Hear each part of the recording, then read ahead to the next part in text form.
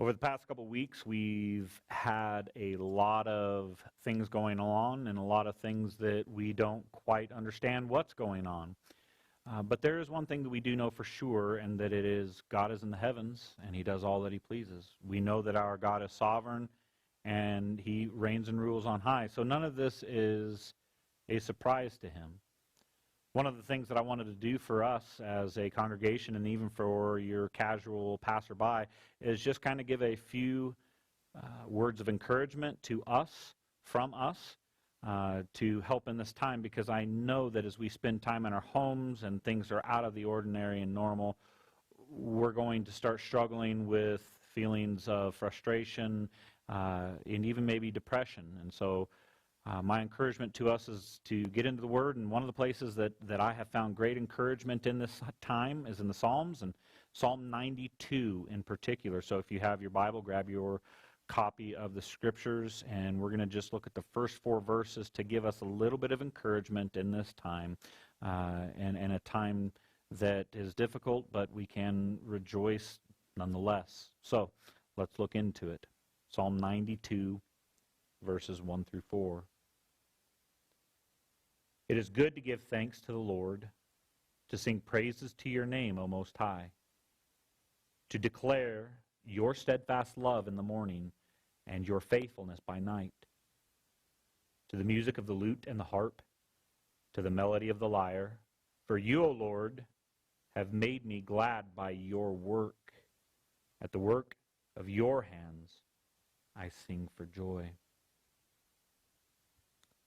As we read that text, we notice a couple of things right away. He starts out by saying, it is good to give thanks to the Lord, to sing praises to His name. I like that because it is a reminder. Very often I forget those things, and I get caught in a news cycle that talks about the same thing over and over and over again, only making me worry and fret. But when I come here, I see this is good. It is good to give thanks to the Lord, to sing praises to the Most High, and to declare something particular, the steadfast love. Verse 2 we read, to declare your steadfast love in the morning and your faithfulness by night. God is saying this is good. The psalmist is saying this is good. And so may it be our practice to, give thanks to God, to remember these things, to rejoice in these things. Verse 3 says it's good to do these things to the music of lute and harp and melody of the lyre. And while we don't have these musical instruments in our daily usage, it's still a good thing for us to put on praise and worship music that reminds us of God's goodness, that reminds us of His praiseworthy attributes, that lifts our spirits, that makes us rejoice in God's goodness. The last thing that we notice in this is the psalmist recognizing and stating, for you, O Lord, have made me glad. This can be true in times of difficulty because he says, you've made me glad by your work. And the work of God is varied. The work of God happens in such ways where we don't know exactly what He is always doing. We know that He is the creator. We know that He is the sustainer. We know that He is the one that upholds and judges and loves. And so in times like this, we can rejoice that God has made His creation and made it good. As we look at the mountains, we enjoy the greening of the hills that are going to be coming in the days. Not too far off in the distance, we're going to be rejoicing in spring. We're going to be rejoicing in the fact that we can take the kids outside to play. Kind of a good thing right now as we're all pent up in our houses. But more than that, we are made glad by His work, and at the work of His hands we sing for joy. Let's read that verse again. For you, O Lord, have made me glad by your work. At the work of your hands I sing for joy. You know, one of the things that our society has failed to do in many, many ways is continue to be a people of song.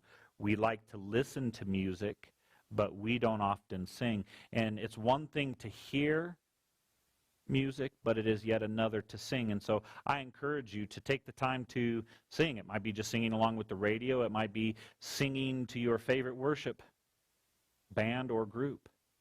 My encouragement to you would be to, when you gather together with the saints, come and sing the songs that make you sing for joy with them. Now, that's not something we get the privilege of doing at this time in our world, but we can, in many ways, still do that. Hopefully this Sunday we'll be gathering together around live stream, and hopefully we'll get to sing some songs together. Sing in your living room. I know it kind of seems weird to like sing worship songs in your living room, but sing with your family, with your children, with your wife, with your husband. Sing for joy to the Lord. Sing for joy for the works that he has done. One of the greatest works that he has done is sent his Son Jesus Christ here on this earth to die for our sin. He came and died the perfect death, died the death that we could not die, lived the perfect life, lived the life that we could not live, and in doing that, did the work that we could not do. And for that work, we sing for joy to him. And so my hope and my prayer in this time is that you can, with me and in our homes, the church spread abroad in our little community, sing for joy at the work of his hands, having our spirits lifted in this great time. Brothers and sisters, I will be praying for you in this time. I hope that you are praying for me and for one another. God bless you. We'll see you next time.